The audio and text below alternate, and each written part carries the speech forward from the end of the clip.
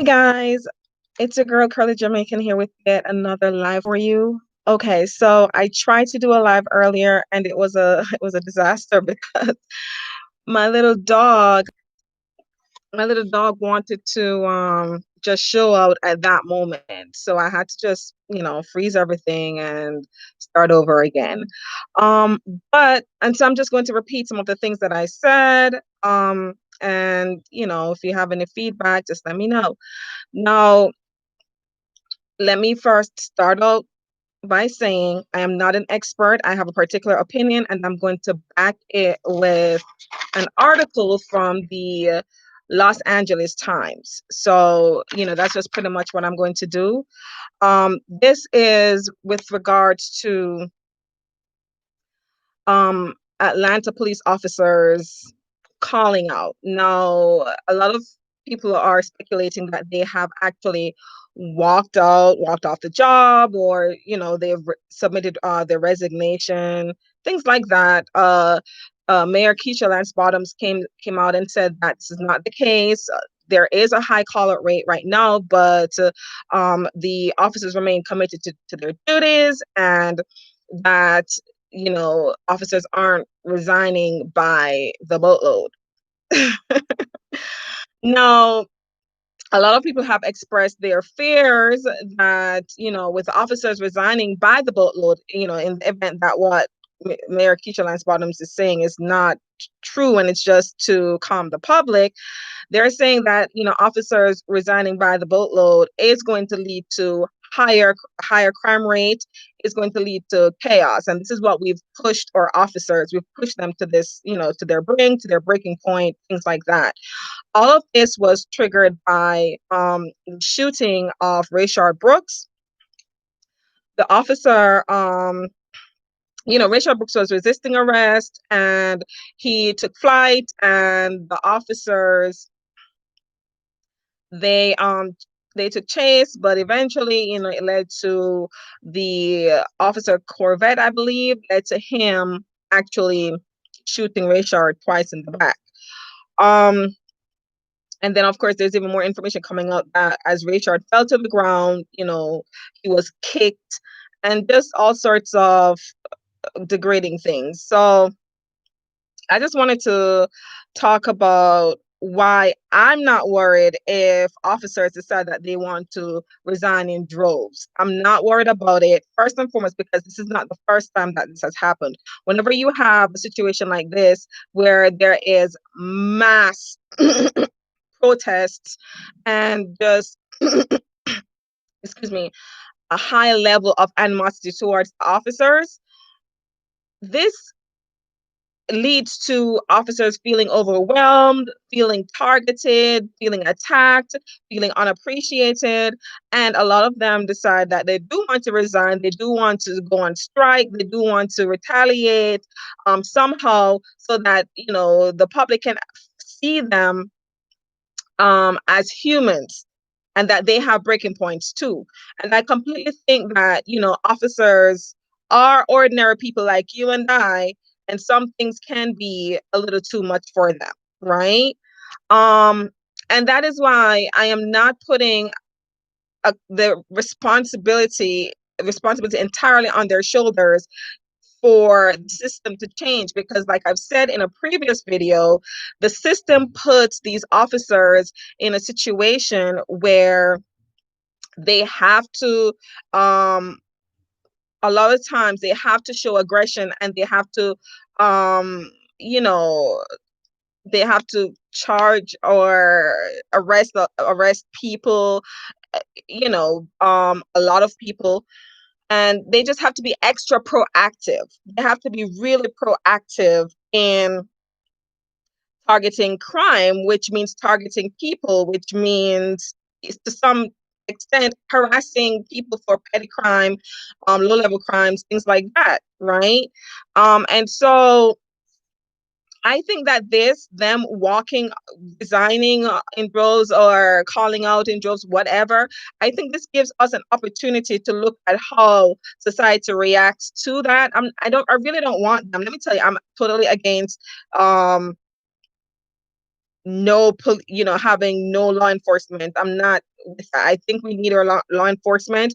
I just think we need them to a certain degree. I think we have over exhausted their purpose, and I think we should reevaluate what we're using officers to do and why we need them to carry out mass arrest and things like that.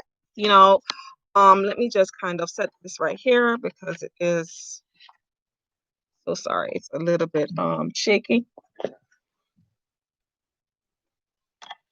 Right. Why we need to evaluate why we need them for that. And let's just be honest. Of course, we know the prison system is a lucrative business, and there's a rabbit hole where that is concerned. And of course, there is some level of profiting when it comes to uh imprisoning, jailing, and all of that. So to to me, I think there's a need for officers to be extremely proactive in order to bring in revenues, right? Let's be honest. We all know that they have a quota to meet in terms of traffic violations, issuing traffic tickets. And I honestly don't think it is different when it comes to crime. There's a lot of money being made when you penalize people, especially for small time petty crimes. They have to pay a lot of fines, things like that. So I think for that purpose, they have been overutilized and overexhausted, and we cannot put the responsibility solely on their shoulders to rectify this problem to that extent. But I did want to bring up an article that I found, and I wanted to address the broken window theory that a lot of police departments are using as their guideline to address crime, right? Now, what is the broken window theory? The broken window theory essentially is order maintenance policing, a type of proactive policing informed by the broken windows theory, idea that fighting smaller crimes, it's possible to create a lawful environment that helps deter the more serious put to use in the 1990s by former New York City Police Commissioner William Bratton, who also served as Los Angeles Police Chief from 2002 to 2009. So he believed that if you attack the issue in increments, from the smaller crime, then you can also kill two birds with one stone and eliminate larger crimes in the process.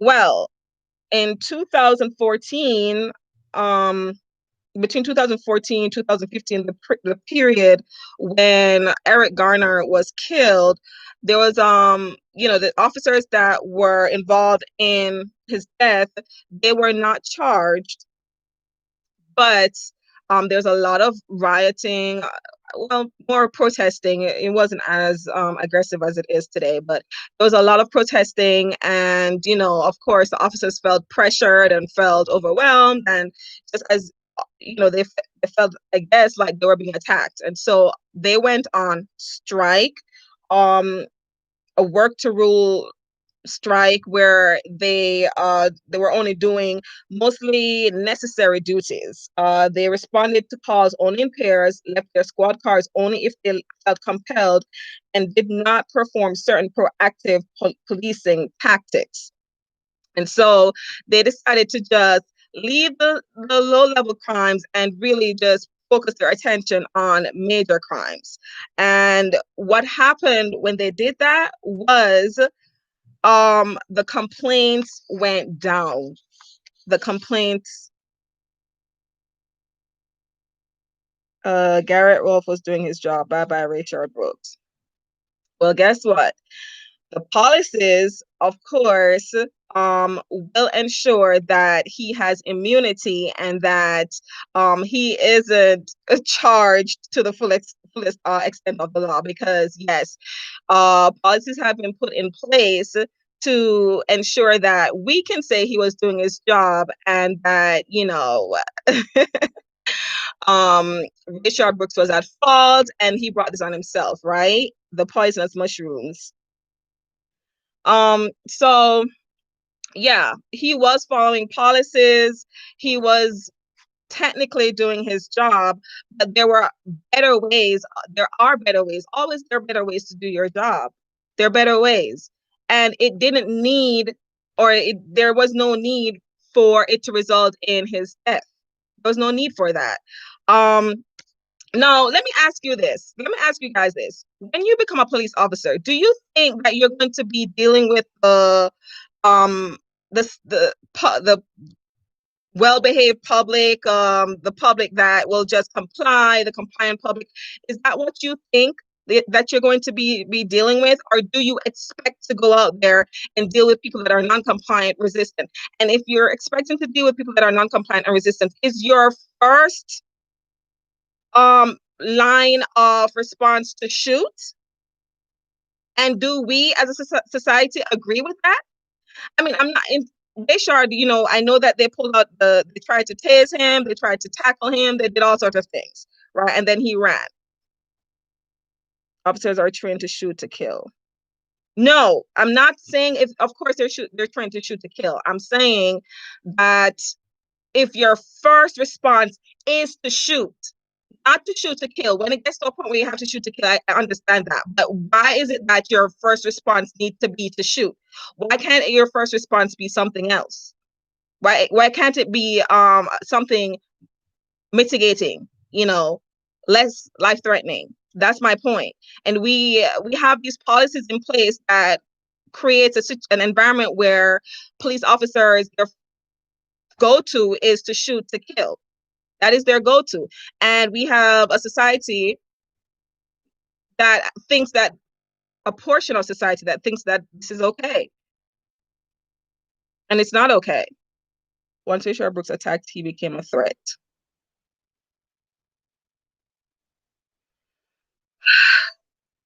The poisonous mushrooms. Police officers need to expect that they're not going to be dealing with a compliant public. That's You have compliant people that they interact with, but they need to expect that. That is the criteria of the job.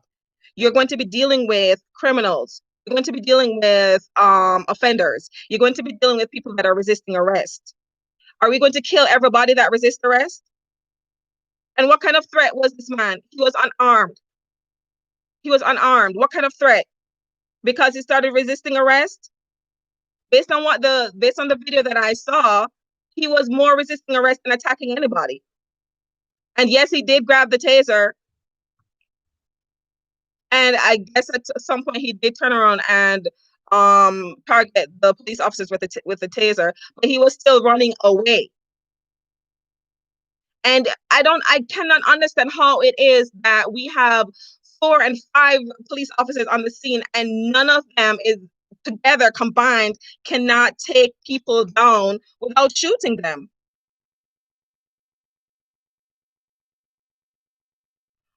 One verbal, 2 physical, 3 non-lethal. He refused arrest. They spoke for 40 minutes and he attacked them. You know what? I'm going to say this. My thing is, the whole thing was an escalation and could have been de-escalated. The whole thing was an escalation. And it's like we are so programmed to think, hey, as soon as someone commits a perceived crime, we must respond in an aggressive way and we must respond this way. That man was drunk. This is a low-level crime. We need to understand that certain things are just not worth a certain response. Imagine if we were employing community policing and we just issued a citation to him and said, look, you cannot drive home drunk So get someone to come and pick you up so you can go home. The domino effect of them not doing a type of community policing or approach like that is this. We have a major protest on hand right now. Cops are their morale is low. And a lot of them clearly are thinking of resigning. Right? It's a domino effect. It's a domino effect. When if we had just sent the man home on a taxi, we wouldn't be here because he wasn't a threat to the public. This was what we call a victimless crime. But we're not thinking like that. We're not. We're just like, oh, seriously, his crime was falling asleep in his car. That was the crime. That's what they were responding to. So imagine if we had the insight to respond to a situation like that, and then we're like, you know what? It's not worth us arresting him and taking him to jail, but we know for sure we cannot have him being drunk in public. So you issue a citation and then you wait for someone to just come and get him so he can go home, or you yourself drive him home or put him on an Uber, whatever. Imagine if we had done that. Be honest, people. Don't you think that that all of this would have been avoided? So why aren't we thinking like that? Would you rather the police to respond the way that they did to a victimless crime and Rayshard being dead, or you would rather a more mitigating approach? I think that we need to think about these low-level victimless crimes that we're responding to, and we need to figure out or do some type of trade-off to say, well, this, maybe we can do a citation for this. This is not really something that we need to have any forceful reaction to. The only thing that can turn this whole story around is the visual fact. He reached for the police officer's taser aimed at them. Police officers are taught to protect themselves at all costs. I guess you're going to finish that. Guys, what I am saying is, this is what I'm saying. The officer was following protocol. He was following protocol. Lawmakers and policymakers have put these policies in place that allows officers to have immunity, be able to shoot, yes, to protect, but even if their life is in danger, allow them to create physical harm for other people, right? And they have immunity to where they are not charged to the fullest extent of the law, and then they can go back and get rehired, and they can benefit from pensions and all of that, right? They have immunity for that. I am saying that some of these crimes that we are deploying them to respond to are not crimes that require an arrest, but it's sometimes crimes that result in a death. Because a lot of people out here are thinking, oh my gosh, you are arresting me for selling cigarettes, or you're arresting me for falling asleep drunk in my car, and they become non-compliant. I am not thinking within the paradigm of your policies, because your policies is just completely designed to provide immunity to the officers. Let me tell you, that officer fired 3 shots, JT Devereaux. He fired 3 shots. 2 hit Rayshard in the back, and the third stray bullet hit a car with 3 people in it. Thank God there wasn't another dead person. But this is the response that you guys think is okay. This is the response that you guys think is okay. He fell to the ground and was kicked by one of the officers. This is the response that you guys think is okay? For falling asleep drunk in your car? I mean, get out of this paradigm. This is a response that I expect for someone that is a major criminal. This is the response that I expect for someone who's a major criminal. And I get, okay, let's address what everyone is saying. He was resistant. He grabbed a taser. He did all of that. But my thing is, how could we have not gotten to that point? How could we have not gotten there? Because if you notice, he was compliant all the way up to, I'm going to have to arrest you because you can't drive home drunk. And the man wasn't driving home drunk. He was parked. So that is when everything went haywire. When the officer said, I'm going to arrest you. Now imagine, like I said, we had a more community policing type of approach.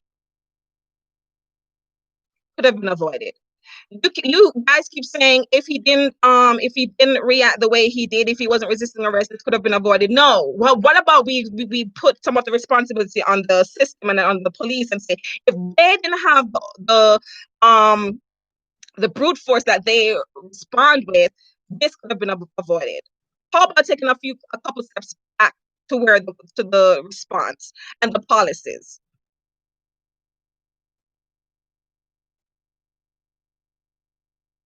Be tough on crime that matters. Be tough on crime that matters. This is a system trying to play different groups, in this case, blacks. Let me tell you, I noticed that, and I'm not saying what you're saying isn't true, but I noticed that whenever we start talking about solutions to the problem, then what we get is, oh no, the media is trying to play uh, uh, they're trying to race bait, they're trying to pit people against each other and things like that. I notice that these are things, but I'm not trying to distract from the fact that we can make policing better. We can make it better. And all it takes is just a little shift in your thinking. Just a little shift. A person that is being arrested for marijuana possession and things like that. Do we really need to be tough on those types of crime? Or do we need to be tough on murderers, major drug dealers, cocaine dealers, things like that? Sex trafficking, human trafficking, things like that. So we focus on these little petty crimes, killing people in the process, having like these lawsuits that is sucking out taxpayers' dollars. The police don't know how to de-escalate a situation because they're not trained to de-escalate, right? The first thing that the poisonous mushroom said to me was they're trained to kill. They're trained to shoot to kill. They're not trained to de-escalate. A small petty crime, you just go there and de-escalate that situation. Sir, I see that you're drunk. You're not driving or anything like that, but I cannot in good conscience and according to the duties of my job, I cannot let you drive home. I'm not going to arrest you. I'm going to write you a citation. You have to pay this to get someone to come and take you home. What is wrong with that type of approach? Someone tell me, what is this? What is going to happen if we do something like that? Yes, when someone is breaking the law, they get arrested. No one should be able to. When there's a traffic citation, you don't get arrested. You, the people, have the capability of determining what we think is deserving of arrest. You don't get arrested for traffic citations.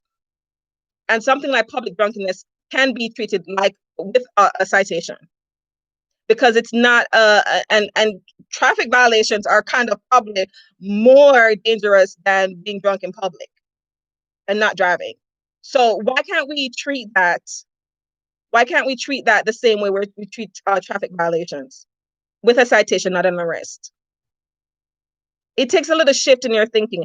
And look, if you would rather a dead person, a cop going through the legal system, being charged with felony murder, which I'm pretty sure he's not going to be indicted for. I'm 100% sure. It never happens. But or it rarely happens. But and then all these dollars are spent, paying for this process that leads to nowhere. You're paying for this process when your dollars could be going towards reforming the force and making them tough on crimes that truly matters to society. And I was trying to read this. The poisonous mushrooms. Yes, when someone is breaking the law, they get arrested. No one should be able to get a pass. I think I read that already. I was trying to read this article from the Los Angeles Times, which was saying that when the cops went on strike, it's the work to rule strike thing. When they went on strike, they were only responding to crimes that were detrimental. Other crimes they chose not to respond to. And do you know what happened? And this could actually be as a result of underreporting, but they did take that into consideration.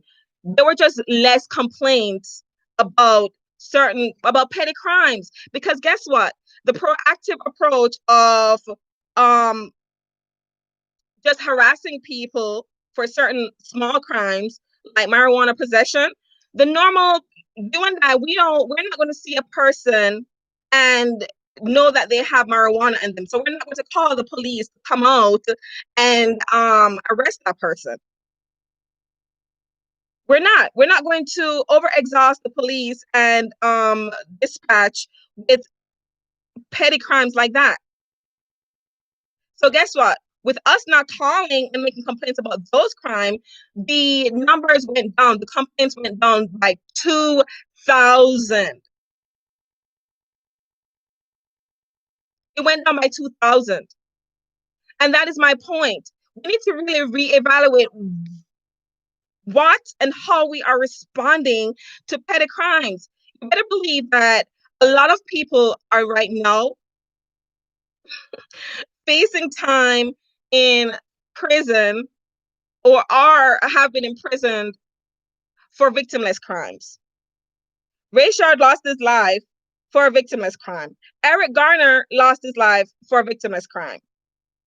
Your tax dollars are consistently wasted to clean up situations associated with victimless crimes. You guys think that this is okay? I know you don't think it's okay. I know you're just trying to defend. Look, we can defend the police. Like I said, I'm not putting the responsibility solely on the police officer's shoulders to handle this. It is the policymakers that put the police officers in a situation where they must respond to all crimes in a particular way.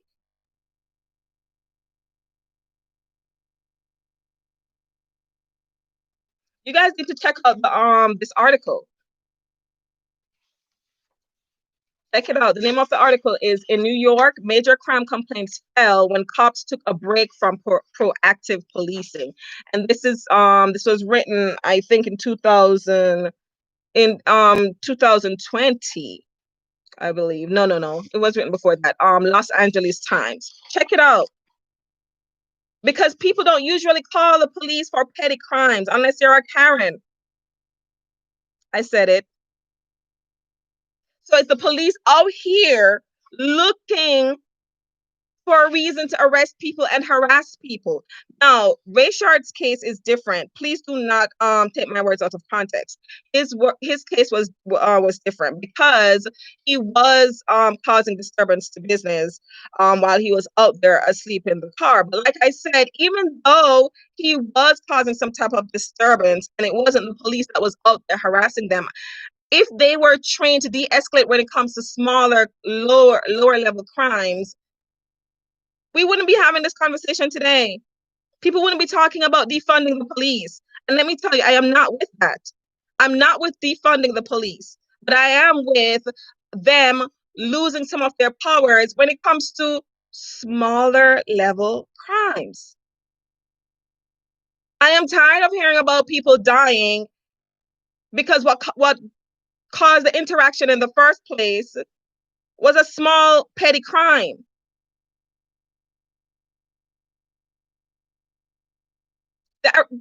Police officers are out here arresting kids, arresting children for doing things like selling CDs. Is this truly the type of policing that you want? A little kid locked up. I mean, I'm just asking you guys to think about it for a second. I don't want that. I don't want my taxpayer dollars going towards a little 11-year-old being arrested or Rayshard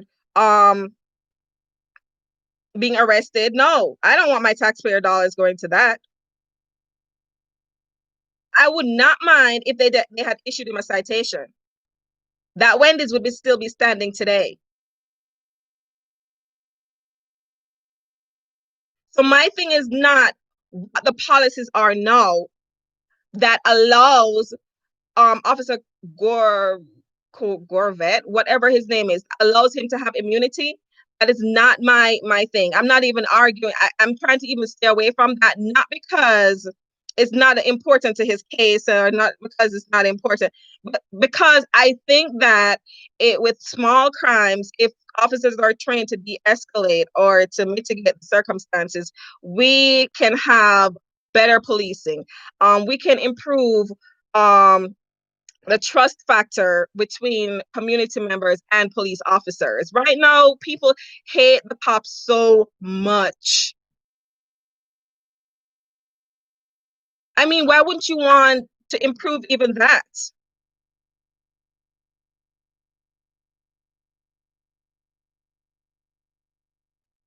You know, you guys are saying his safety was in jeopardy.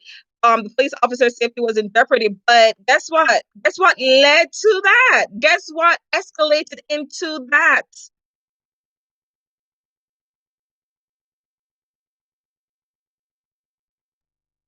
I just, I think we just need to reevaluate our approach. Think about it, guys. But this was a great conversation. Thank you guys for joining me. I am going to exit. So Rachel didn't attack both officers.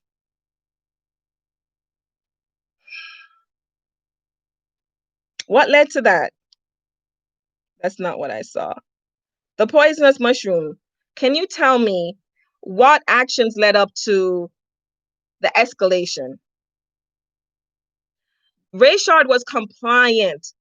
It wasn't like they approached him and then he was belligerent and acting crazy from the start. Why is it irrelevant? It is not irrelevant if you are going to utilize a different approach or take a different approach to policing. It is not irrelevant. The fact is, you will get more people to be compliant. You will get people to be compliant, and you will bring in a lot of revenues if you know what to arrest for and what not to arrest for. It was the threat of an arrest that created that escalated the issue. That exactly. That is what escalated the issue. Because in his mind, he's wondering why is he being arrested when he fell asleep in his car drunk. Sir, you are totally not tracking on what I'm saying. You're not tracking. You're not tracking because I am saying to you that it could have been avoided. His non-compliance could have been avoided. His death could have been avoided. This police officer being charged with felony murder could have been avoided. The lawsuits that are about to ensue could have been avoided. It is complete chaotic domino effect that could have been avoided if we had a different approach to certain crimes. And I know you understand what I'm saying. Well, American cops don't act for compliance. Why are you even working as a police officer if that is your mentality?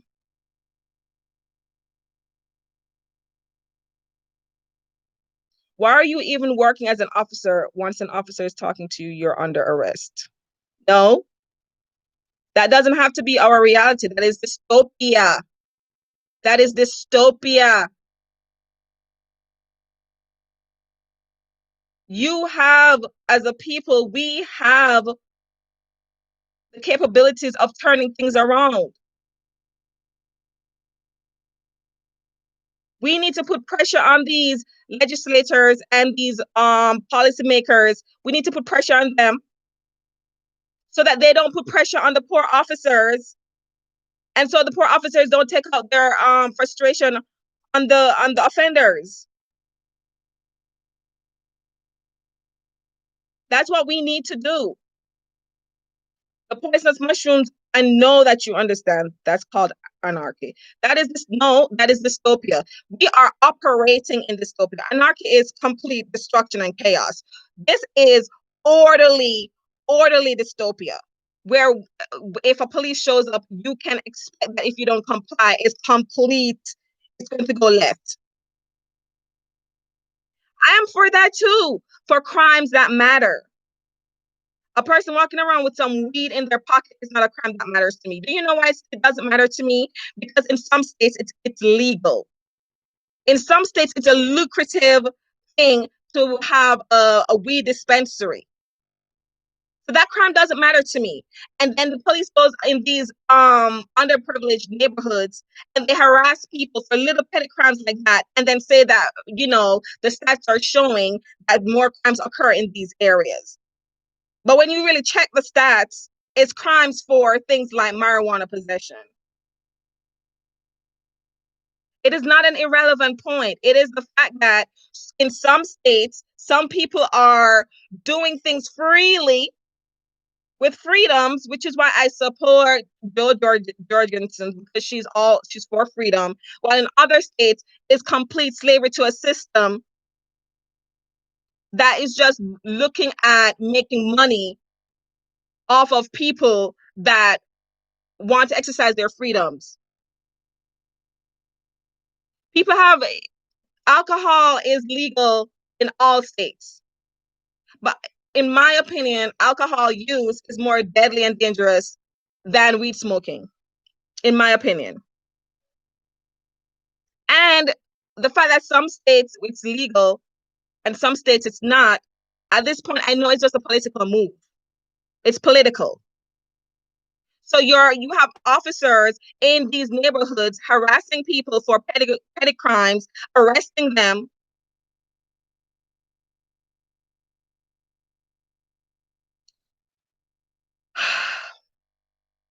Okay. Okay, the poisonous mushrooms. You want him dead. I see that you want him dead. And anyone that resists arrest, the poisonous mushroom thinks that you should be dealt with as much force as possible, including deadly force. That is your argument. But I'm telling you guys, I don't think that. I think that we can actually change the system to where, listen, you won't even hear about half of these crimes. You won't even hear about half of these crimes on television or whatever. You won't even hear about half of them. If they make it to where some of these crimes are just crimes that warrant a citation, you won't even hear about half of them.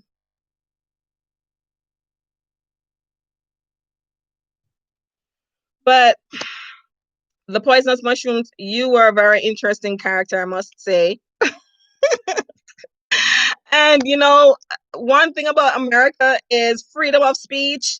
We all have it, and we all have that right to exercise our freedom of speech. So I'm not even knocking you for having that opinion. I'm just trying to present a better way for us to police.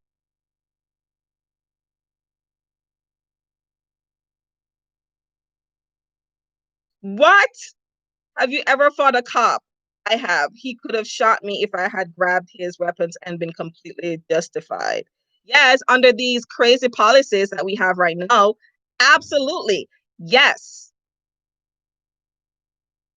What we're not understanding is The legal system is literally a paradigm. We create this paradigm.